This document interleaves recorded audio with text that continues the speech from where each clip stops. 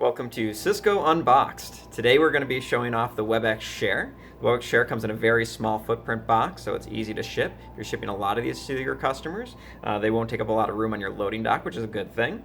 If you go ahead and open the box, you'll find the Webex Share directly on top. Instruction manual, the quick start guide, and then don't forget to pull this small box out from the bottom.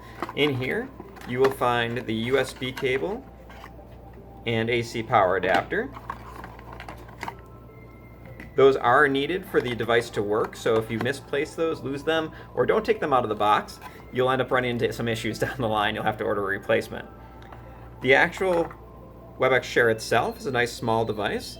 You'll find an HDMI cable already connected to it, so you don't have to have one.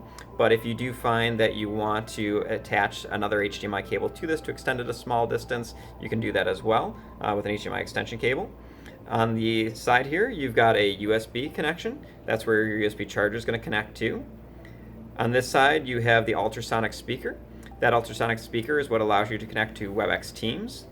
And then you have the two different microphones on either side of this. This allows Webex Teams to know when you're speaking, so if you're in a meeting, it knows that you're then talking, and it can actually know that that's you.